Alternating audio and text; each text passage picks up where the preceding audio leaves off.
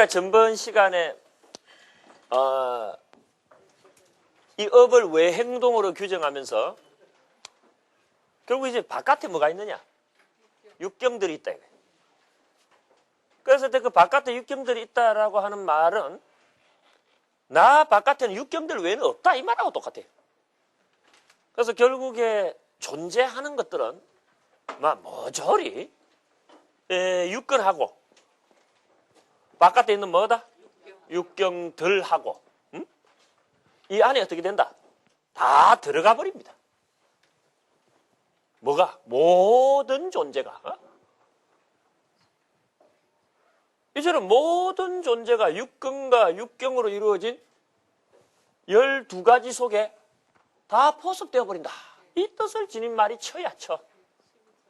12차 할 때 처너. 이런 부분이 아주 중요한 부분입니다.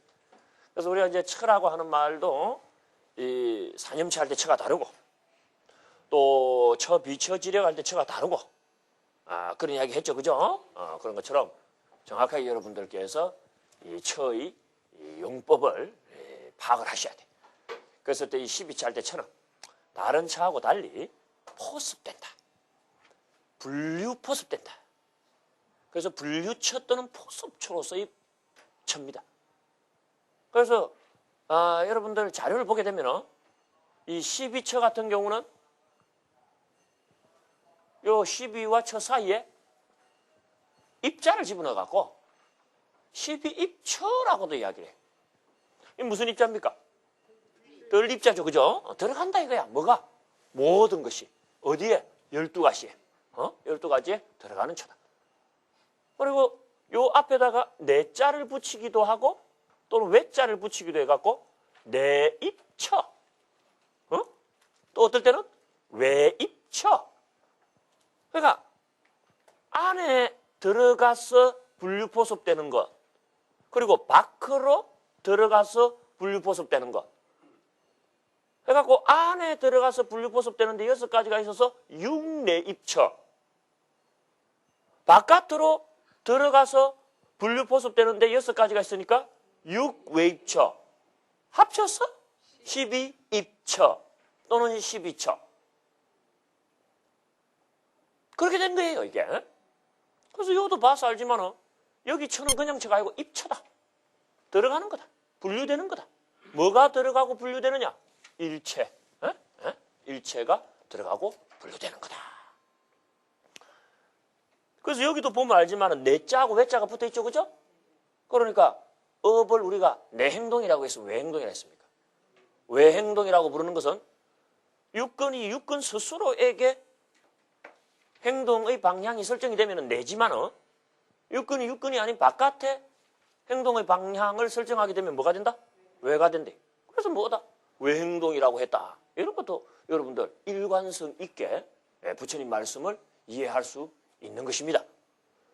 이처럼 이 세상에는 별의별 게 다 존재할 것 같지만 육근과 육경 안에 모두 들어가 버리고 맙니다. 그리고 육근이라는 것은 나 자신이라 그랬죠. 그죠? 그럼 나 자신을 제외한 나머지는 모두 어디 들어가고 만다? 육경들 안에 다 들어가 버리고 만다. 이와 같은 12처의 정신은 존재라고 하는 것을 인식과 아주 잘 연결시키고 있는 그런 양상을 보여줍니다. 육근은 뭐였습니까, 여러분들? 소위 육내입체라고 하는 육근은 뭐였어요? 인식주관이었죠. 그래, 안 그래? 우리가 근이라고 하는 것은 인식주관, 이런 뜻을 지닌 말이라고 했죠. 그리고 육외입체는 육경들인데, 육경들은 뭐였습니까? 인식 대상이었죠. 그래, 안 그래요? 육근을 인식주관으로 하여 육경은 인식 대상입니다. 말 그대로 육근할 때 그는 인식주관 하는 뜻이고 육경할 때 경은 뭐다? 인식 대상 하는 뜻이래. 그거는 내 존재인 육근이나 바깥에 있는 육경들을 우리는 일단 인식이라고 하는 개념을 중심으로 파악을 했다. 이 뜻입니다. 그렇게 인식주관인 육근과 인식 대상인 육경들의 일체의 존재가 다 분류, 포섭되어 들어가 버린다 이 말이에요. 그렇다면 일체 존재할 때 존재라는 개념과 인식주관 내지는 인식대상이라고 할 때 인식이라는 개념이 이 그림 속에서 하나로 연결이 되는 것을 우리는 자연스럽게 발견할 수가 있어요. 이게 12처설입니다. 응? 12처설은 뭐냐? 존재를 인식으로 설명하라 이 말입니다. 12처설이란 뭐냐? 모든 존재를 인식론적으로 파악하라 이 말입니다. 이거 있습니까 없습니까? 여러분들 앞에 이 보드마커가 있어요 없어요? 있다. 왜 있다라고 할 수 있습니까? 이제 조금 고상하게 답 좀 해봐. 인식되니까. 오케이. 그래요 안 그래요? 인식되니까 있는 거예요. 자기 자신이 있습니까 없습니까? 있다. 왜 있습니까? 인식하니까. 그죠? 그 이야기입니다. 여러분. 무언가가 존재한다라고 하려면 그건 인식되어야 돼. 자기 자신의 존재는 자명한 거니까 빼고 자기 자신을 제외한 나머지 그 어떤 거라도 그게 뭐 한다? 존재한다라고 말하려면 반드시 뭐 되어야 된다? 인식되어야 돼. 만약에 인식되지 않는다면 존재하지 않는 거야. 그리고 존재하지 않는 거라면 인식되지도 않는 거야. 그리고 인식 안 되는 놈이라면 존재하지 않는 거야. 그래 안 그래요 여러분들? 그래서 우리가 존재한다라고 하는 진술을 P라고 하고 인식이 된다라는 진술을 Q라고 한다면 P이면 Q여야 되고 Q이면 P여야 하며 마이너스 P일 때는 마이너스 Q여야 하고 마이너스 Q일 때는 마이너스 P여야. 논리적으로 그 역과 대우 모두가 성립되는 구조를 가진 것이 12처설의 명제입니다. 여러분. 존재하는 것은 인식되어야 되고 인식되는 것은 존재해야만 하며 존재하지 않는다면 인식되지도 않아야 하고 인식되지 않는 거라면 존재하지도 말아야 한다. 바로 이렇게 인식되지 않는다면 존재하지도 말아야 된다. 참 어느 나라 말인가 이상하게 해석을 하죠. 그죠? 인식되지 않는다면 존재하지도 말아야 된다. 라고 하는 원칙에 입각해서 우리가 내린 결론 중에 하나가 신은 존재하지 않는답니다.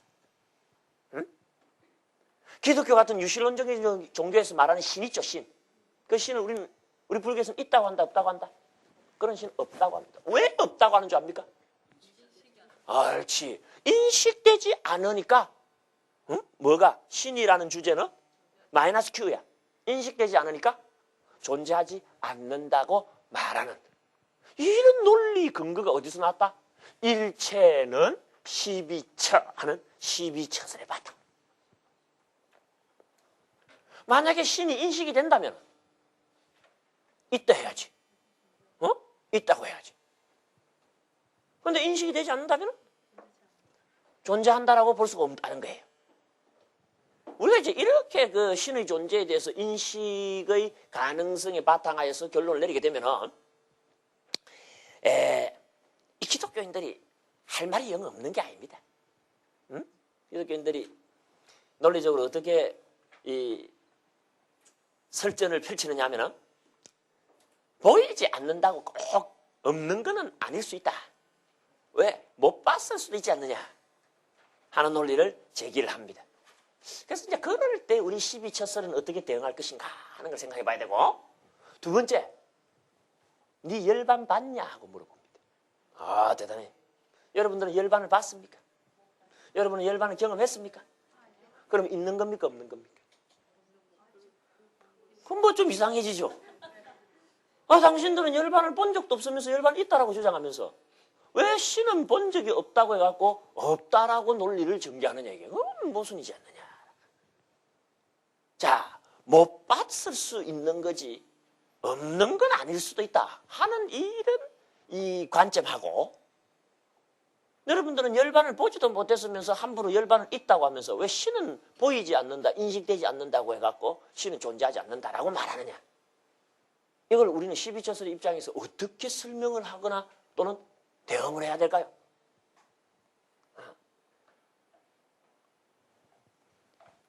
문제가 되죠, 그죠? 자, 이걸 한번 생각해 보세요. 여러분들 자외선이라는 게 있습니까, 없습니까? 자외선이 있다?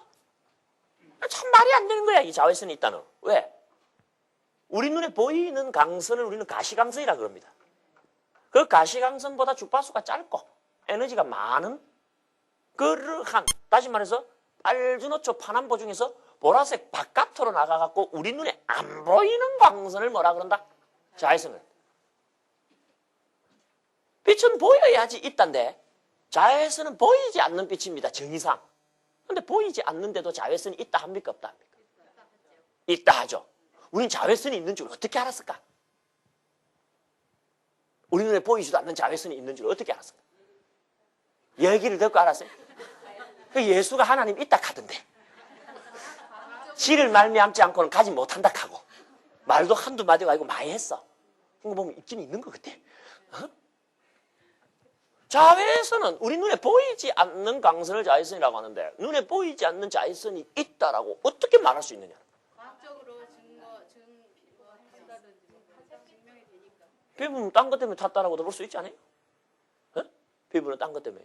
예를 들어서 여러분들 피부의 노화는 강선보다 열기입니다. 응? 열이 피부를 빨리 죽게 만들지 빛은 그거보다는 공격력이 떨어져요. 그러니까 여러분 센빛을 쐬는 것보다 두려워하는 것은 더운 열기에 노출되는 게 그게 여러분들 더 심한. 피부 미용에 대해서 좀 특강을 해야 돼요. 응? 피부가 요새 얼마나 중요한지 알아요, 피부가? 우리나라는 지금 이제 아열대에 접수되는 상황이기 때문에 우리 이 피부암이 빈발할 확률이 굉장히 높아져요. 그런데 사실 피부암이라는 것은 자외선의 공격보다는 뭡니까? 열. 뜨거운 열에 노출될 때. 응? 근데 이제 뜨거운 열이라 그러면 엄밀히 말하면 적외선이거든 또. 그것도 또 안 보이는 거야. 근데 그게 있는 줄 어떻게 알아? 응? 우리는 안 봤으면서 있다라고 말하는 경우가 적지 않게 많습니다. 그랬을 때 이 시비저설은 뭡니까? 너무 좀 그치라. 인식되면 있다, 안 되면 없다. 존재하는 건 인식돼야 된다. 인식되지 않으면 존재하지 않는다고 그냥 막 갖다 붙인 것 같아, 기계적으로. 자외선이 있는 줄 어떻게 알았는지 압니까? 자외선을 봤기 때문입니다. 여러분들. 역시 어떻게 봤는지 압니까? 기계 장치를 만들어가지고 주파수를 일정 수준 이하로 떨어뜨리는, 그래서 어느 강선이라도 들어오면 거기서는 주파수가 일정 이상 떨어져야 돼. 그러니까 원래 붉은색이 들어가니까 안 보여. 붉은색에서 주파수가 더 떨어져 버리니까 이제 안 보여버리는 거야. 그런데 보라색이 들어가면 이건 주황색으로 나와. 그런데 어떤 거 들어갔는지 여기에 보라색이 나오는 거야. 그러면 여기 들어간 A라고 하는 강선은 주파수를 떨어뜨리는 기계를 통과했음에도 불구하고 보라색이 되었으니까 원래 강선은 보라색보다 어떻다? 주파수가 더 강했다라고밖에 볼 수가 없죠. 다시 말해서 원래 보라색보다 주파수가 강한 강선이 있었다라고 밖에 판단할 수가 없습니다. 그렇습니까? 안 그렇습니까? 자, 이걸 우리가 두고 이걸 봤다라고 말할 수가 있느냐는 거야. 자외선은 정의상 보이지 않습니다만은 그 자외선이 존재한다라고 말하려면은 어떤 장치를 통해서든 봐야 돼. 그걸 직접 본 건 아니라 하더라도. 무슨 말인지 알겠습니까? 그런 부분 있죠? 또 하나 더 예를. 박테리아라는 게 있습니까? 없습니까? 봤어요? 봤어요? 현미경으로 봤대, 현미경. 이 눈으로는 안 보여. 그런데 현미경이라는 기계 장치를 보니까 뭡니까? 자, 우리는 시비처설의 존재와 인식 사이에 어떤 수단이나 방법을 사용하더라도 하는 이런 조건을 하나 덧붙이면 끝납니다. 무슨 말인지 알겠죠? 그냥 이 맨눈으로 보냐 안 보냐가 아니다, 이게. 어떤 수단이나 방법을 동원하더라도 존재하는 것은 어떤 수단이나 방법을 동원하더라도 존재한다면 그거는 뭐 해야 된다? 인식이 돼야 돼. 어떤 수단과 방법을 다 동원했는데도 인식되지 않는다면 그때 뭐라 그래라? 존재하지 않는다라고 결론 내리라. 이 말입니다. 무슨 말인지 알겠습니까? 그냥 이 눈으로 봤다 못 봤다가 아니고 수단과 방법을 다 썼음에도 불구하고 인식되지 않는다면 없다라고 말해도 무방하다라는 이론이겠죠. 그러니까 열반 같은 경우는 어떻게 말해야 됩니까, 여러분? 열반은 수행이라는 장치를 통과해야만 이 열반이 보입니다. 맞아요, 틀려요? 우리는 수행이라고 하는 특별한 장치를 통과했습니까, 안 했습니까? 안 했죠? 그러니까 못 보고 있는 거야. 그건 정말 못 보는 거야. 그러니까 열반이라는 건 네가 봤냐? 못 봤으면서 왜 이딱하냐? 이렇게 질문하면 여러분은 뭐라고 답해야 된다? 나는 열반이 있는지 없는지 지금 확신하지 못합니다. 단지 수행을 완료한다면 열반을 볼 수 있다는 부처님의 말씀을 우리는 받들고 열심히 수행해 볼 뿐입니다. 이래 말해야 정답이야. 응? 내가 열반을 보지 못했으면서도 함부로 열반이 있다라고 막 닦아 세우는 거는 그건 정당치가 뭐네. 문제는 이 신과 같은 개념은 어떤 개념이냐 하면 여러분들 어떤 수단이나 방법을 동원하더라도 신은 보이지 않는다라고 정의해 나와. 무슨 말인지 알겠습니까? 그러니까 이건 불교의 12처설에 입각하면 뭐라고 해야 된다? 존재하지 않는다라고 해야 돼. 왜? 어떤 수단과 방법을 동원하더라도 인식할 수 없으니까. 그거야 그거. 자외선은 주파수를 떨어뜨리는 장치를 통과하면 보입니다. 박테리아는 현미경을 갖다 대면 보입니다. 그렇기 때문에 그것들은 있다라고 하는 정당한 표현을 받아도 좋지만 현미경을 갖다 대도 안 보이고 수행을 해도 신은 못 봐. 그러니까 그런 건 우리가 있다 하자 없다 하자. 네가 꼭 없다라는 말이 싫어서 쓰지 않으면 않는 대로 해라마는 우리는 그런 걸 굳이 있다라고 할 필요가 없다고 생각한다. 이게 부처님 입장입니다. 이래 봐도 안 보이고 저래 봐도 안 보이고 별합을 수단과 방법을 다 동원해도 안 보인다 그러면 그걸 어떻게? 뭐하러 그런 걸 있다라고 말하느냐 이게야. 응? 그야말로 허상에 집착한 것밖에 더 되네. 그래서 수단과 방법이라고 하는 이런 보충 수로를 우리가 동반할 수만 있다면 어떻다? 존재하는 것은 인식되어야만 하며 인식되는 것은 존재한다라고 할 수가 있습니다. 인식되지 않는다면 존재하지 않는 것이며 존재하지 않는 것은 결코 인식되지도 말아야 한다 하는 이야기를 하게 됩니다. 소위 이 12처의 이론이 말하자면 불교라는 종교의 출발점입니다. 이 12처의 가르침이 불교라는 종교의 출발점이다라고 하는 것은 불교라는 종교가 우리에게 상당히 아주 호전적인 그런 제안을 하나 한 셈입니다. 앞으로 우리 부처님이 우리에게 이야기할 것들은 전부 뭐다? 인식될 수 있는 것에 대해서만 말하겠다라고 하는 약속이시며 그리고 우리도 무언가를 이야기하려면 어떤 수단과 방법을 통해서든지 스스로가 무했을 경우에만 말해라. 인식했을 경우에, 경험했을 경우에, 체험했을 경우에, 봤을 경우에만 말하라는 소리입니다. 그리고 어떻게 말해라? 이런 장치를 통해서 봤습니다라고. 그죠? 이런 수행을 해보니까 이게 보입니다라고. 이게 불교적 어법입니다. 그래서 불교는 들었다를 진리의 기준으로 삼지 않습니다. 확인되지 않았기 때문에. 무엇만이 진리의 기준이 된다? 인식했느냐, 봤느냐야, 봤느냐. 에? 어떤 수단과 방법을 통해서도 인식되지 않고 보이지 않는다면 단호히 없다라고 말할 그런 자세가 돼 있어야 돼. 이건 불교라고 하는 종교가 사실은 쉽지 않은 길을 이제 걸을 것이다라고 하는 것을 미리 예고해 줍니다. 본 것만을 말한다라고 한다면 할 이야기가 몇 개나 되겠습니까? 우리가 볼 수 있는 게 도대체 얼마나 될 것 같아요? 그럼에도 불구하고 부처님은 한 발도 물러서지 않아. 본 것만을 말하라. 왜? 본 것만이 존재하기 때문이다. 그리고 진짜 존재한다면 그건 보여야 된다. 보이지 않는다면 존재한다라고도 말하지 말고 말할 필요도 없고 존재하지 않는다면 그래서 보이지 않는 것일 뿐이다 하는 입장에서 하나도 물러서지 않아. 그래서 부처님의 깨달음은 궁극적으로 뭐라고 표현이 됩니까? 우리가 우리 부처님의 깨달음 할 때는 불각이라는 말을 안 씁니다. 부처님의 깨달음 하는 우리 부처님의 깨달음이라는 말 우리말로 쓸 수가 있죠, 그죠? 그래도 원제를 보게 되면은 부다, 보디 이런 식으로 불각이라는 말 안 나옵니다. 반드시 부처님의 깨달음을 표현할 때는 부처님 뭐라고 하신다? 불지지견 또는 불지견. 부처님께서 알고 뭐 안 봐? 보심 봐. 알고 보심 봐. 내가 너희들에게 이야기하는 것은 내가 알았으며 단순히 안 것으로 그치지 않고 뭐 한 거다? 본 거다. 본 거. 응? 내가 본 거를 말한다 이게.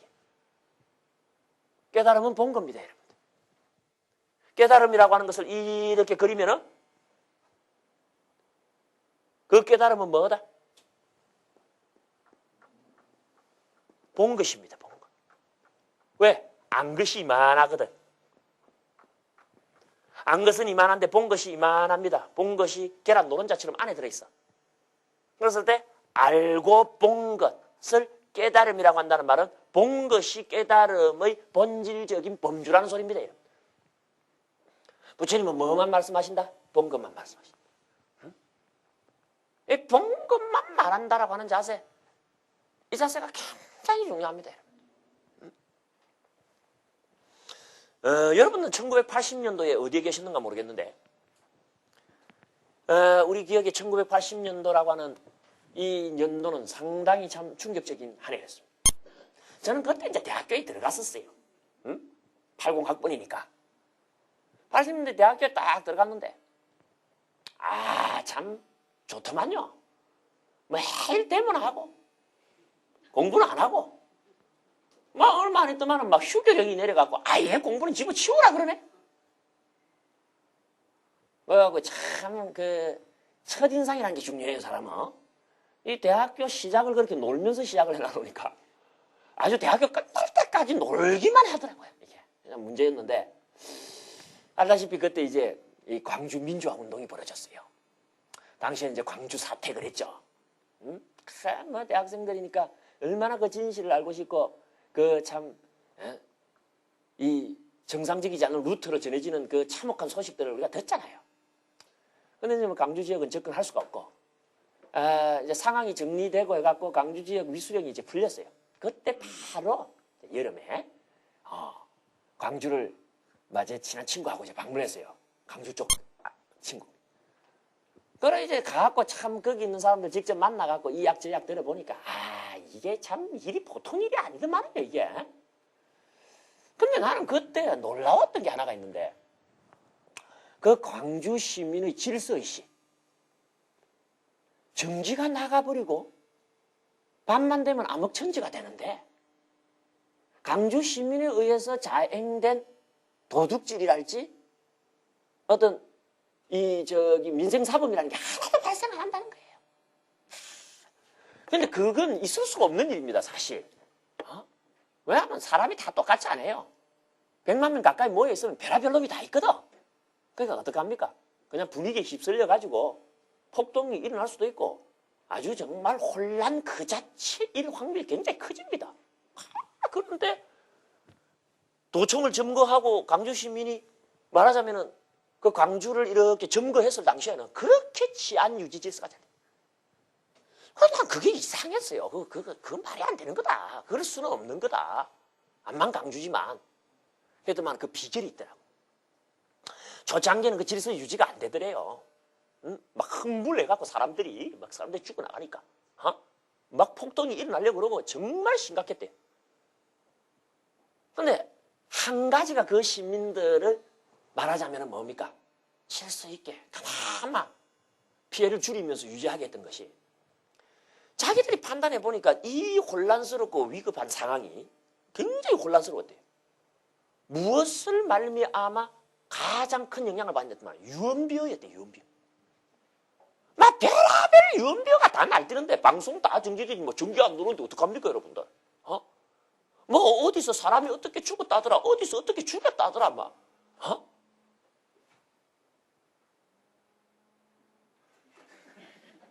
요새는 진동이 더 사리를 느끼게 해. 차라리 노래를 해요, 노래를.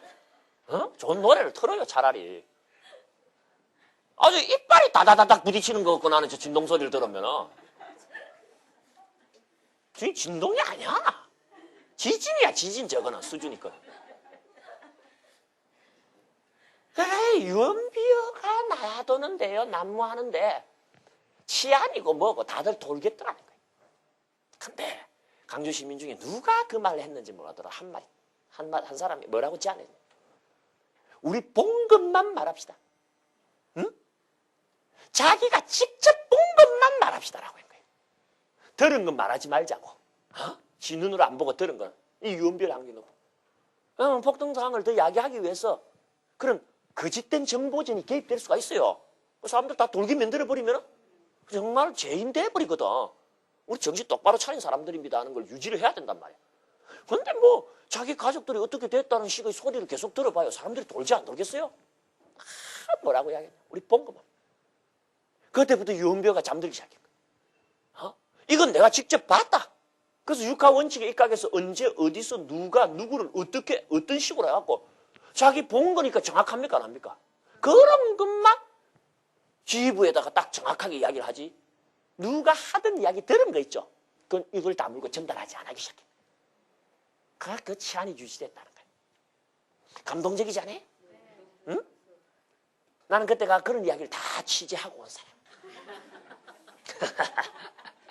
여러분은 나를 좀 무시하는 경향이 있다는 걸 내가 알고 있지만은,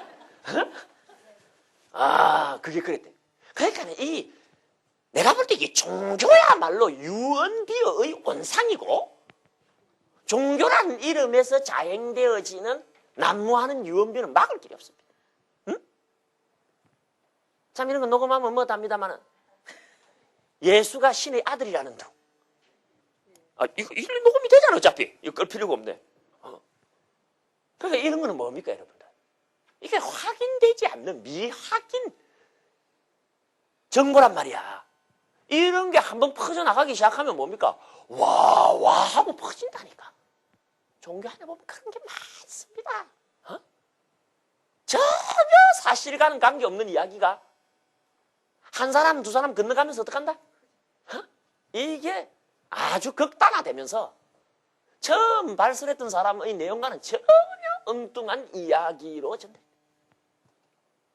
종교는 그런 것에 의해 가지고 사실 인간의 삶 속에 부정적인 영향을 끼친 경우도 많습니다, 여러분들. 부처님은 그걸 경계하는 거야. 네가 봤냐? 응? 우리가 외도 비판할 때 잘 살폈죠, 그죠? 직접 봤냐? 응? 산자에서 그런 것을 문제 제기했죠. 왜 직접 보지 않고 함부로 떠드느냐? 그건 부처님에게도 굉장히 유효한 입장이었습니다. 그 입장이 교리적으로 정립된 게 12처설이에요. 인식된 것에 대해서만 말하라. 어떤 수단이나 방법을 써도 그건 좋다. 이런 수단과 이런 방법을 썼기 때문에 이런 인식이 됐습니다 하고 말하면 되니까. 그거는 뭐다? 말해도 좋은 게 돼. 쉽게 말해서 뭡니까? 본 것만을 말하라.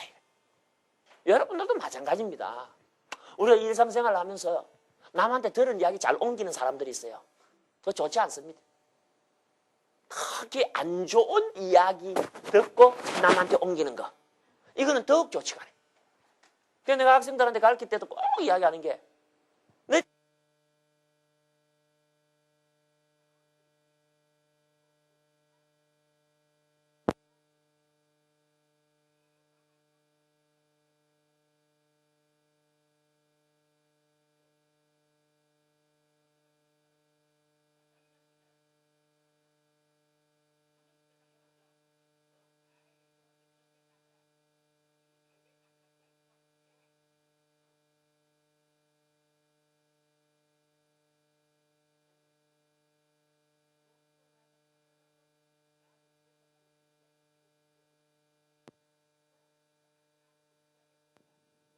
한번 옮기면서 덧붙여갖고 뭡니까? 아이고 하는 것들 보면은 참 그래갖고 무슨 복을 받겠어요? 뭐 내가 오늘 그 이야기 하려고 한 건 아닙니다만 불교 정신은 뭐다? 유언비어를 종교적 유언비어로부터 자유로울 수 있는 종교는 뭐다? 이게 불교입니다. 왜? 본 것만을 말하라. 그래서 특히 종교 전문가일수록 들은 걸 이야기하는 데서 자제해야 됩니다. 이건 내가 직접 경험한 건데 하는 전제를 붙여야 됩니다. 내가 어느 날 어떻게 하고 있는데 이런 일이 일어났대. 응? 예를 들어서 이 사람을 좀 끌어모으려면 어떻게 해야 됩니까? 좀 뭔가 특이한 그런 이야기를 좀 해야 되겠죠. 그럼 어떻습니까? 특이한 경험을 하지도 안 해놓고 뭐 특이한 경험을 한 것처럼 이야기하는 경우가 있다 없다? 많다. 그래서 이 부처님께서 하신 말씀 중에 출가자가 절대 저질러서는 안 될 4가지 죄악이 있으니 첫째는 사음이요, 둘째는 큰 도둑질이요, 셋째는 살인이요. 그런 걸 저지르면 어떡한다? 바라이라 그래갖고 목을 쳐버립니다. 뭐 진짜 칼로 목 치는 게 아니고 다시는 살아생전은 성단에 몸을 담지 못하게 일종의 파문을 시켜버리는 거야. 그래서 사바라이법이라 그러는데 마지막 하나가 뭔지 압니까? 큰 거짓말, 대망어죄라 그래. 대망어죄의 내용은 뭐냐? 도를 트지도 않았으면서 도 텄다고 말하면 잘라버립니다. 그런데 도 트지도 안 해놓고 도 텄다라고 말하는 내용을 살펴보면요, 특별한 경험을 한 적도 없으면서 특별한 경험을 한 것처럼 남이 경험한 거를 마치 듣고는 지가 경험한 것처럼 요래 말하면 뭐다? 잘라. 나는 사실 좀 특별한 경험을 한 적이 있어요. 어? 아, 나는 말입니다. 한 번은 이 겨울, 깊은 겨울, 그 당시 저희 학교 기숙사가 저기 안암동에 있었어요. 그러니까 겨울에는 학생들이 다 내려가 버리고 불교 전공하는 학생들만 몇 명 남아갖고 이제 자취식으로 하는데, 그때는 연탄 난로를 난방용으로 썼었어요. 32공탄을 썼어. 그래서 32공탄 2개를 넣어갖고 이게 해놔놓으면 막 지글지글 막 난로가 버겋게 달아가 아주 따뜻해. 한 번은 좌선을 한답시고 이렇게 다 앉아가 있는데, 아, 머릿속에서 말이에요, 도형이 조그만한 게 보이기 시작하는 거야. 어? 하고 처음에는 삼각형이었다가 사각형도 됐다가 원도 됐다가 별표도 됐다가 톡 생기더만 숫자가 2개가 됐다가 4개가 됐다가 6개가 됐다가 8개가 됐다가 하더만 아이 머리를 갖다가 이 도형이요 탁탁 치면서 부시는 느낌이 나. 그래서 내가 급히 이 관점을 갖다가 이 아래쪽으로 끌어내렸어요. 그러니까 머리는 좀 편안해지는 것 같은데 이젠 도형이 커지기 시작하더만 아주 온몸을 터뜨릴 것처럼 탁 팽창을 하는 거야. 이거 그래서 이건 마경에 걸린 것 같다.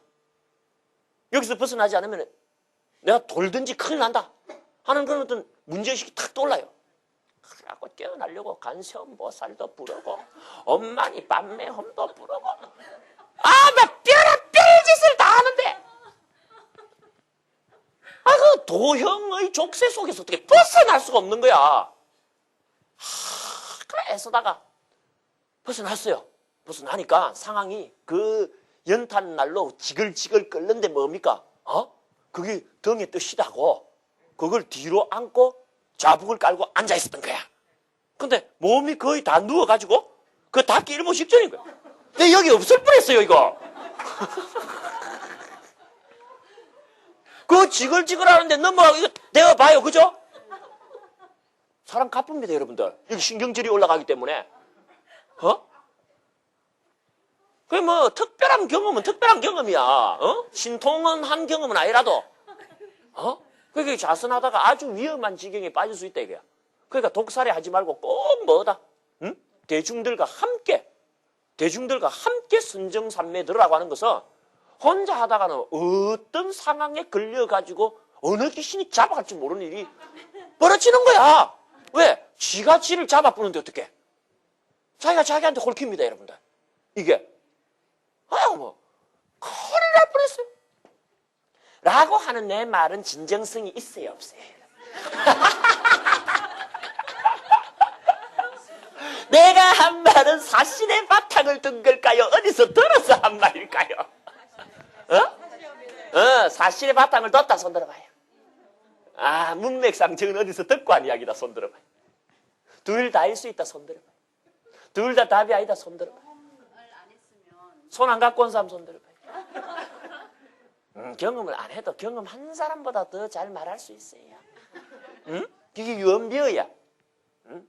근데 나는 이거는 내가 경험을 한 거야. 응? 그리고 나는 대단한 경험을 했다고 생각했어 또. 그래갖고 당시 제가 모시던 선생님을 찾아뵈었어요. 아, 선생님 이런 경험을 했습니다. 그러니까 우리 선생님께서 내 이야기가 끝나자마자 네가 속이 허한갑다.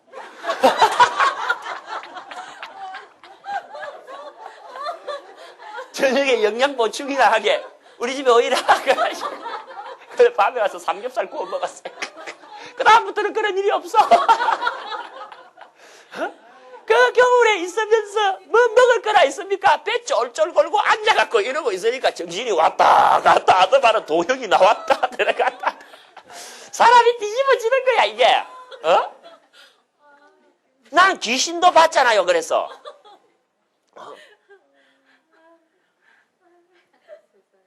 아니 말이에요. 요번에도 내가 무슨 벌교를 갔다 왔는데 강진 있죠. 강진. 전라남도 강진에 백년사라고 있어. 내가 그 백년사를 밤에 가는데 강진읍에서 버스를 타는데 막차야. 그럼 막차를 타고 딱 내렸더만 백년사 가는 길 앞에다 탁 내려줘. 불이 있어요. 뭐가 있어요. 그 겨울에. 남도라서 따뜻하더라고. 그러고 이제 올라가는데 아니 길이 분명히 이게 고등 길인데 무덤만 자꾸 나오는 것이 이상해. 아 이상하다. 이래가지고 하여튼 갔어요. 갔더만은 아 저쪽에 오막사리에 불이 깜빡하는 게 구렁이와 선비 이야기가 자꾸 생각나는 것이 그가 분위기가 이상하더라고. 그 내가 거기를 이건 어떡할 거야. 길이 맞는지 틀린지는 그거 물어보는 수밖에.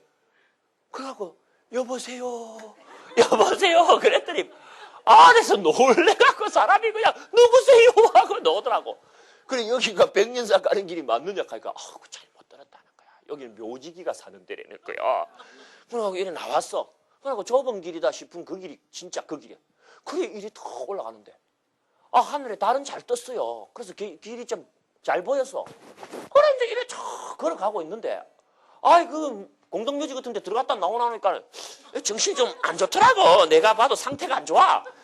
그러고 이제 이래 가는데 한 3, 40m 앞에서 하얀 소복을 입은 여자. 아니 돌아갈 수도 없고 말이에요. 바닥에 처음에는 누워있는 줄 알았는데 가까이 가면 갈수록 일하는 거야 이게. 하얗게 있고 머리가 까만 것이 진짜야. 그래 갖고 그거 녹화하지 말아요. 그거 그런 걸 해. 일하. 진짜. 그래 우리가 또 불교 공부를 했잖아요. 우리는 또 정전이잖아. 정전. 응? 두려움이 다가오면은 고개를 돌리지 마라. 딱 바로 쳐다보고 내가 간생보살 또 엄마니 밤매우 한 마리 간생보살 한 마리 엄마니 밤매우. 그 내가 그냥 걸어간 거요. 가면 갈수록 더 커지네 이게. 그러면서 더 일어서네. 그냥 거의 한겨울에 뭐예요 막 뒤에서 땀이 쫙쫙 흐르는데. 그래서 내가 이거 고개 돌리면 이건 내 잡혀간다. 그냥 백년사가 내 그냥 육을 한 모시는데 된다. 내 이제 이래 생각하고 올라가 봤더만 뭔가가 나타났어. 뭐였냐면은 눈이야 눈. 길 한가운데 눈이 들러가 갖고 하얗게 있는데 이 위에 검은 돌 같은 것들이 있었던 거예요. 그게 달빛에 반사가 되니까 얼마나 희게 보이는지 먼 데서 보니까는 뭡니까? 똑 소복 입은 귀신이야. 가까이 가서 보니까 그거더만. 이게 혼자 되니까요. 어떤 상황이 벌어지면 어떻게 해볼 도리가 없는 경우를 참 자주 만났어요. 그러나 결국에는 혼자 가잖아요. 그죠? 그러니까 이 불교 공부라는 걸 잘해야 돼요. 불교 공부라는 걸 잘해야 되는데. 그래갖고는 시급을 했어 진짜. 그래갖고 이제 백년사를 떡 갔더만 문을 턱 잠가놨네 대웅전에. 이까지 왔는데 대웅전 참배를 안 할 수가 있어요? 그래갖고 이제 스님들 계시는 요사처로 갔어요. 스님 불렀더만 안에서 스님이 뒤로 빨랑 나자마자 소리가 나니까 이 밤중에 누가 스님을 부르니까 놀래갖고 누구세요? 하고 그러더라고. 그래서 내 불교 전공하는 학생인데 밤늦게 와갖고 좀 참배하고 싶다니까. 그제서야 정신을 차리고 열어주고 그러시더라고. 응? 그래서 참배 잘하고 이제 이렇게 나왔어요. 나와갖고 참 그날 기억하는 바가 그 외에도 좀 많았습니다만 결국에는 뭐다? 지가 본 것만을 이야기해야지 이게 불교 정신에 뭐 하는 거다? 부합하는 거다. 쓸데없는 거 본 걸 이야기하긴 했습니다만 이건 뭐다? 직접 경험한 거다. 반드시 스스로의 인식을 바탕에 둔 존재에 대한 선언이 내려져야지 그게 이제 불교적으로 받아. 그래서 이제 여기 보시게 되면 여러분들 육근하고 육경만이 인식 주관이고 인식 대상이기 때문에 이제는 우리가 이 세상이라고 하는 걸 복잡하게 이해할 필요가 없이 요렇게만 그림을 그리면 끝나. 그죠? 육근 하나 그리고 뭐다? 육경들 그려버리면 이게 세상. 그럼 업은 뭡니까 여러분들? 여기서 요렇게 향하는 게 업이죠. 육근의 외행동, 다시 말해서 바깥을 향해야 돼. 육경들을 향하는 거겠죠. 그래서 육근이 육경에게 가한 의지적 행동, 그걸 업이라고 합니다. 그러면 이렇게 업이라고 하는 사건이 있게 되면 육경들은 그 사건에 적하여서 그 사건에 임하여서 가만히 있느냐? 모종의 반응을 보이게 돼 있어.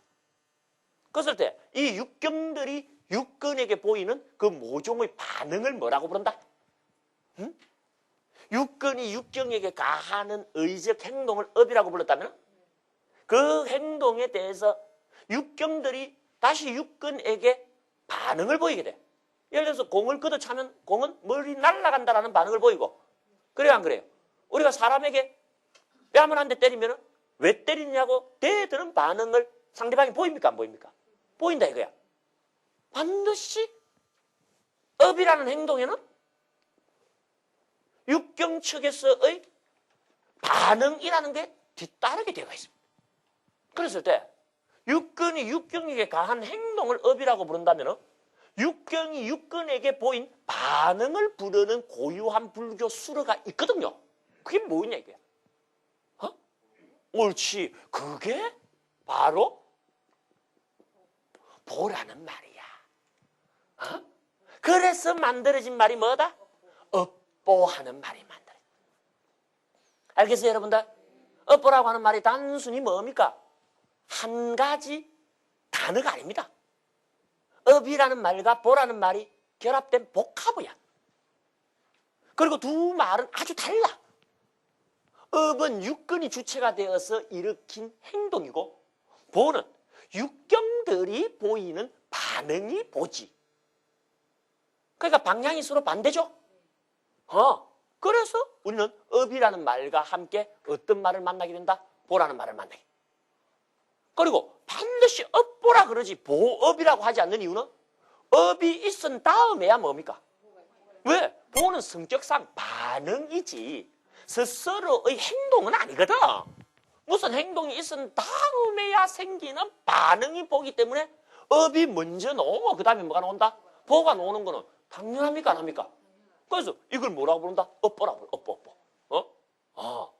그 여러분들 오늘 일체는 12처다라고 하는 것은 존재는 반드시 인식을 전제해야 된다라는 강력한 부처님의 요청이다라는 것도 공부를 하신과 동시에 결국 일체 안에 육근과 육경들 뿐이라고 한다면 육근의 업에 대해서 육경들이 모종의 반응을 보이지 않으면 안 될 것이고 그랬을 때 그 반응을 보라고 한다 하는 정보의 바탕에서 업보라고 하는 말을 오늘 뭡니까?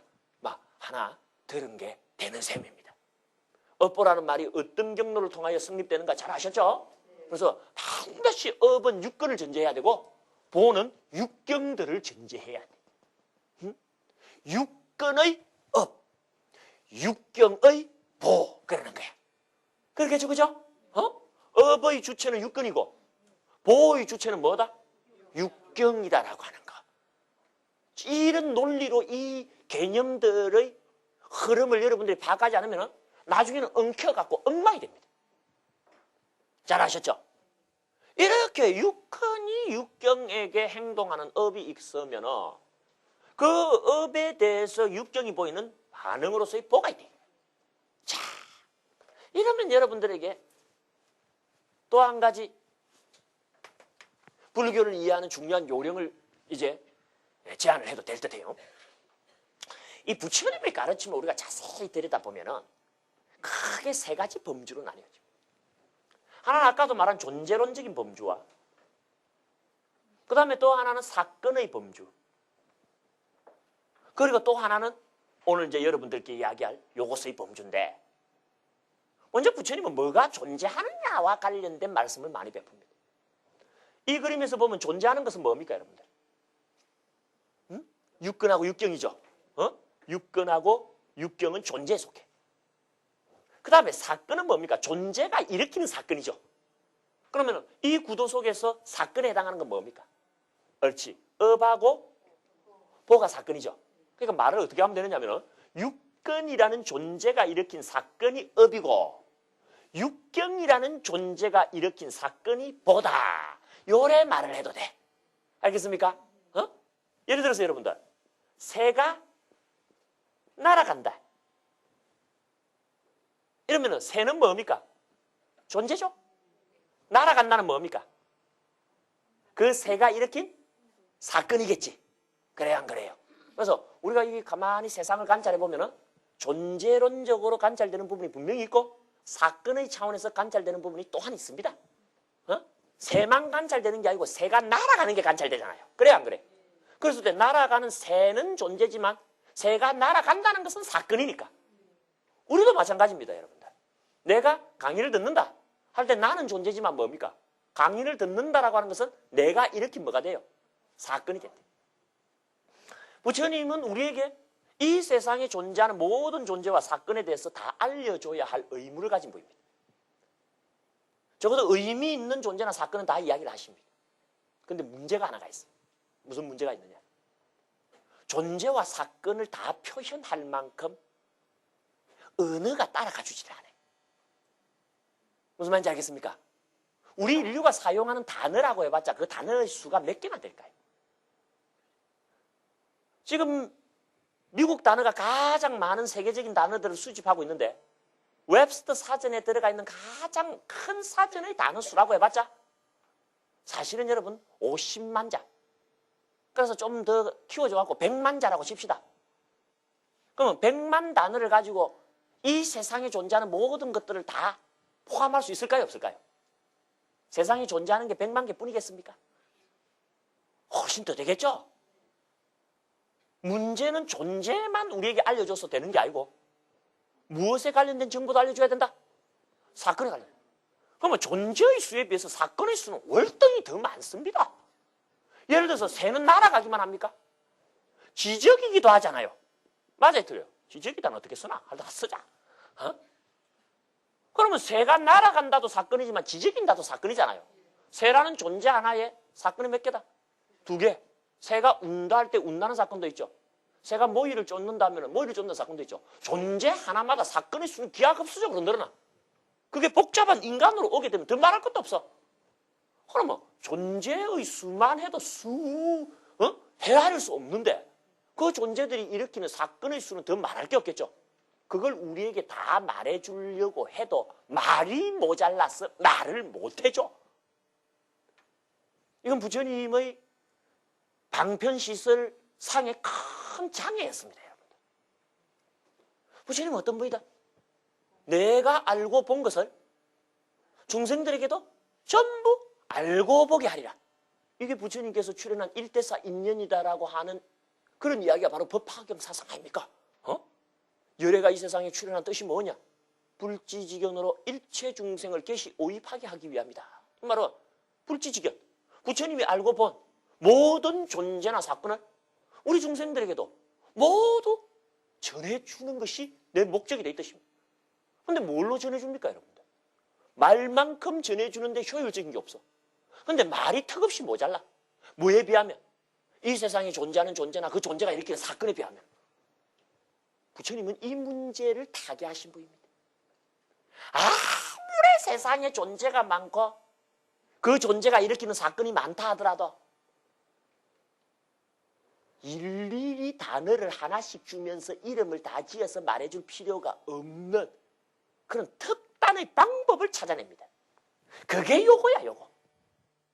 어떤 존재나 사건이든 그것이 둘 이상이 존재하게 되면 그 둘 이상의 존재나 둘 이상의 사건 사이에 뭔 이야기인지 알아듣기가 복잡합니까?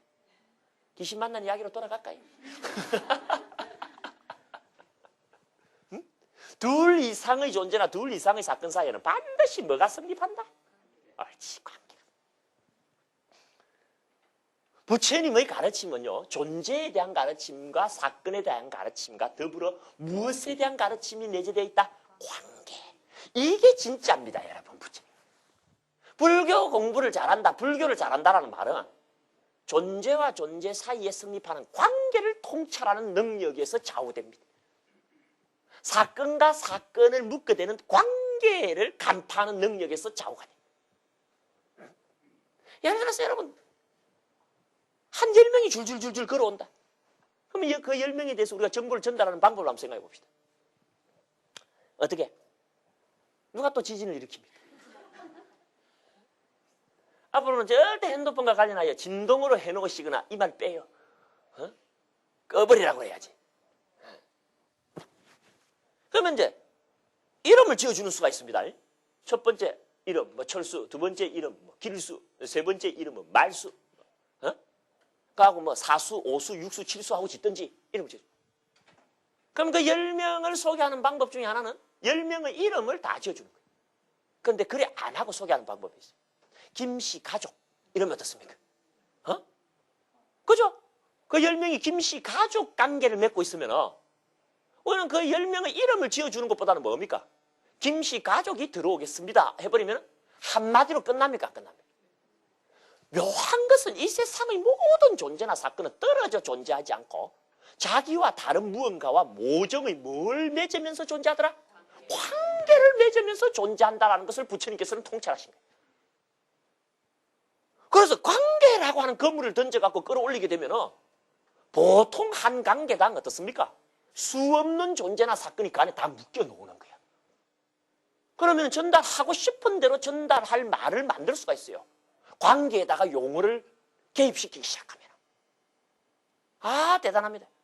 그런 식으로 살펴보게 되면 이 세상에 존재하는 존재들이 별의별 것들이 있을 것 같아도 그들이 맺는 관계는 몇 안 됩니다. 그 관계에 정통하면 존재와 존재 사이에서 무해융통해져, 자유자재해져. 여러분, 이 세상을 출세하는 사람하고 실패하는 사람 딱 보면 뭐 차이 나는 줄 압니까? 그 사람을 대할 때 그 사람만 보고 있는 사람은 성공하기 어렵습니다. 그런데 성공하는 사람들을 가만히 살펴보면요, 사람을 딱 보면 저 사람은 누구 아들이고 그 밑에 자식이 몇 대고 어디 고등학교 몇 대 출신이며 그 친한 친구 중에 잘 나가는 사람은 누구며, 그래요 안 그래요 여러분들? 그 사람과 관련한 소위 인맥에 대해서 쫙 깹니다. 그 정보를 가지고 있어. 그래서 주변에 다가오는 누구라고 하더라도 그 사람이 어떤 사람인가 따지면서 그 사람이 어떤 커넥션 속에 있고 어떤 관계 속에 있는 사람인가를 정확하게 알면 어떻습니까? 그 관계를 타고 들어가고 어떻습니까? 그 사람과의 관계를 그야말로 돈독히 하고, 관계가 돈독하지 않고 일에서 성공한다라고 하는 것은 현대사회에서는 불가능합니다. 지 혼자 뒤에 연답을 펴놓고 자신이 하려면 몰라도 그러다가 넘어져갖고 다 태우려면 몰라도 같이 살라 그러면 저 사람이 어떤 사람인가 알아야죠. 저 사람이 어떤 사람인가를 안다는 것은 뭘 뜻한다? 저 사람이 어떤 관계 속의 사람인가를 정확하게 한다. 정말 그래서 어떤 사람은 보면요, 누구 하면 그 사람에 대한 프로필이 쫙쫙쫙쫙 머릿속에 있어요. 그러면서 그 사람과 관련해서 가장 영향력 있는 사람, 그 사람을 딱 떠올립니다. 그러니까요, 이야기도 풍부해지고 모든 게 부드럽게 깨져. 여러분은 어떤 쪽이에요? 그 사람 이렇게 쳐다보면 아이고 오늘은 화장도 안 했네 이것만 봅니까? 아니면 저 사람은 누구 집안 사람이고 그 집안 사람이 이래 되는데 그 사람하고 특히 친하다더라 하는 것을 알고 사람을 대하는지 모르겠어요. 그래서 큰일이 딱 벌어져 버리면 그 사람이 얼마나 관계에 대해서 관계와 관련된 지수가 높은 사람인지, 그런 관계 지수가 떨어지는 사람들이 나갑니다. 이번에 영동 세브란스 병원이 파업을 하면서 그 옆에 있는 여의도가 이제요. 강남 성모병원이 지금 미어 터져요. 거기 지금 입원을 하려면은, 입원을 하려면은 다 죽어가는 병 아니면 입원 안 돼. 그러면 웬만한 병인데 입원을 하려면 어떻게 해야 되는 줄 압니까? 관계라는 관계는 다 동원해야 돼.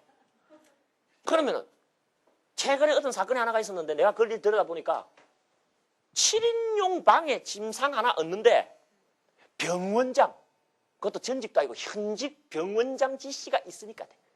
그게 무슨 임상과 교수 안다, 누구 의사 안다 갖고 안 돼요. 실무자들이 배도 없습니다 하면 끝나버려. 그러면 강남 성모병원 병원장을 알려면 내가 얼마나 잘나야 알아. 그래 안 그래요 여러분들? 여러분이 얼마나 잘나야 병원장을 알겠어요? 병원장 알기는 어렵습니다 여러분들. 그 정도 지위에 있는 사람을 알려면. 그런데 이 관계를 잘 아는 사람은요, 기가 막히게 찾아 들어가고 그 병원장의 발목을 탁 잡아 꼼짝 못하게 하는 사람을 알아가지고 이야기 좀 해주시오. 그래갖고 들어갔잖아요. 관계를 잘 알아야 돼. 관계를. 뭘 잘 알아야 된대?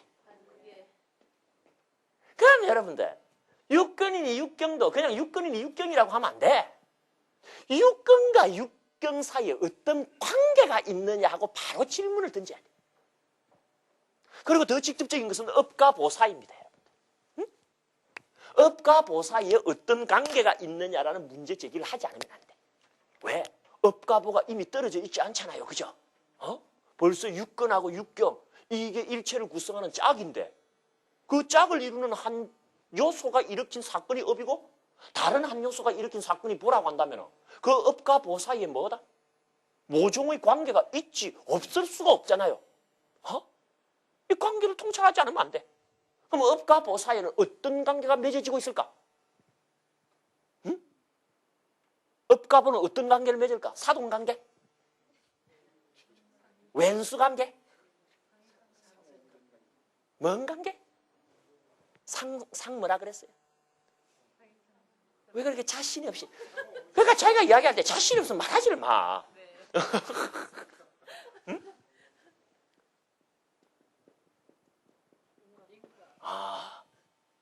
이 사이를 채워주는 관계의 명칭이 인과입니다. 인과.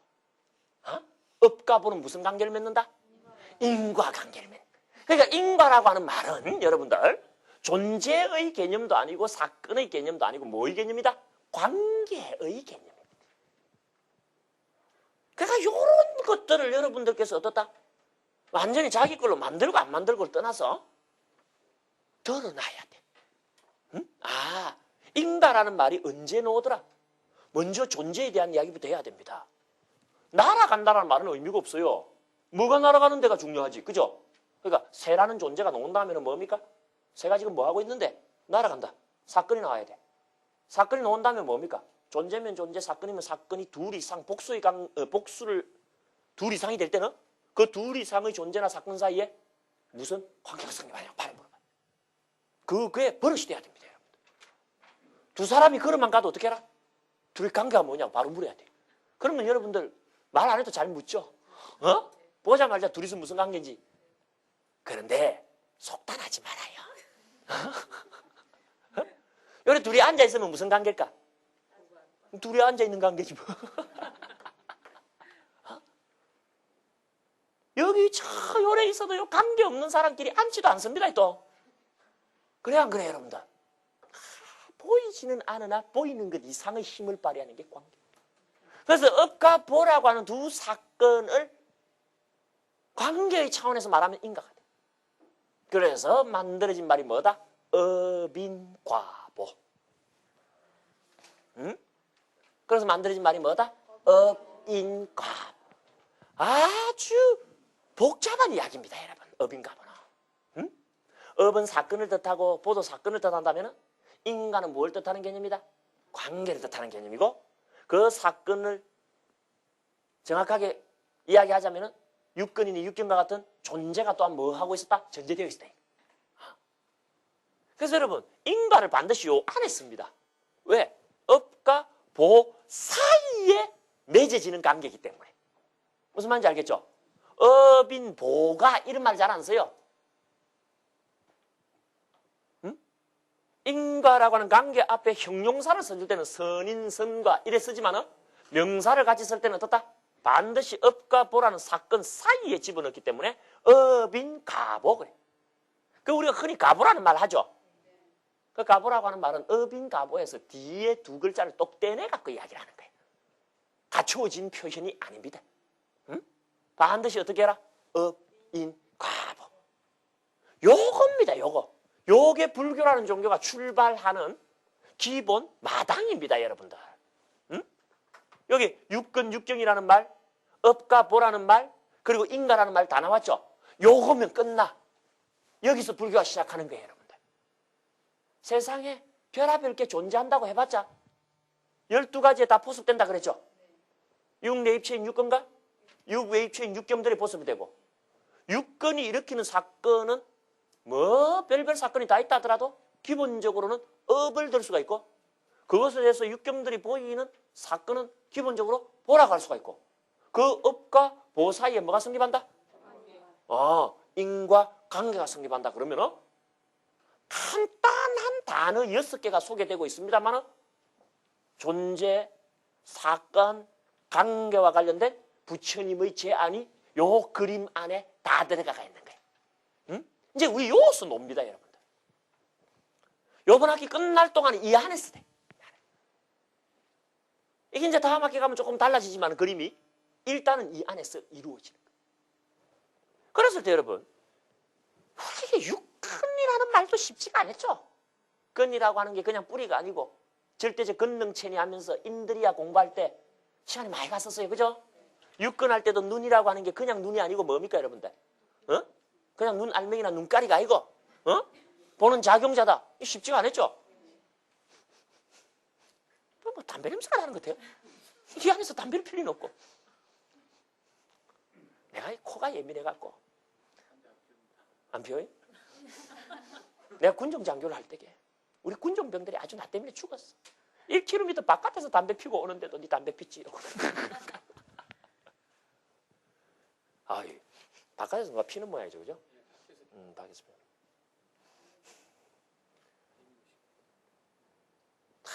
참 담배 피면은요. 나는 이 신호등 길거리 걸어가다가도 앞에 사람 담배 피우고 가잖아요. 어떻게 법으로 좀 조치를 취해야 된다고 봐요. 그 공기가 어디 지 혼자 공기인가 어디? 여기 담배 피시는 분은 좀 심하다 할 줄 모르지만요. 뒤에서 따라가면서 맡아야 되는 사람은요. 다리에 힘이 없어서 앞질러 갈 수도 없고 아주 죽겠어.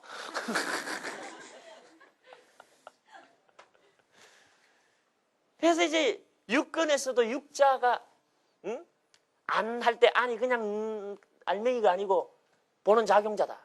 뿐만 아니라 6번째 근인 의근. 그는 종합작용자다. 이런 것도 여러분들 기억이 나죠? 그죠? 만만치 않은 논리였어요. 그래서 육경할 때게 육경이라고 하는 것도 그중에 특히 법경할 때 법경도 뭡니까? 종합된 내용이 법경이야. 눈으로 인식한 색깔 내지 몸으로 인식한 촉감이 제6의근에 의해서 종합이 되면은 종합된 내용이 여기 뜨거든요. 그게 법경인 거야. 그래서 그런 것도 쉽지가 않았어요. 그리고 그 뒤에 업이라는 말도 여러분들 우리가 말뜻부터 주체, 전제, 목적, 방법, 방향까지 6가지를 이야기하면서 복잡했어요. 그죠? 이거 하나같이 만만한 단어가 여기 없습니다. 그리고 어제 우리가 공부했던 이 처만 하더라도 그냥 장소를 뜻하는 것이 아니고 포섭처, 분류포섭하다라는 개념으로 이걸 받아들여야 된다라는 이야기. 그리고 이것은 스스로로 쓰이고 주어는 일체 존재다라고 하는 거. 이런 것들도 여러분들 굉장히 중요한 교리적 중요성을 갖고 있습니다. 근데 이런 모든 이야기보다도 중요한 이야기가 있으니 그게 뭐다? 인과라는 말입니다. 이 말 함부로 쓰면 안 돼요. 아무데나 붙이는 말이 아닙니다. 인과라는 말을 쓰려면요. 특별한 조건이 충족되어야만이 인과라는 말을 씁니다. 이제 여러분들은 저하고 인과의 세계에 한번 들어가 봐야 되고 인과의 세계로 여행을 떠나봐야 돼요. 아주 해야 될 이야기들이 이 인과라는 관계를 뜻하는 두 글자와 더불어서 발생하게 되는 걸 보게 될 겁니다. 아무나 인과법, 인과관계 이런 말 하는 거 아닙니다. 이 무서운 말이에요. 응? 아시겠죠 여러분들? 뭘 하셨어요? 인간은 다음 주에 이야기한다는 거. 그죠? 오늘 이야기는 여기서 끝났다는 거.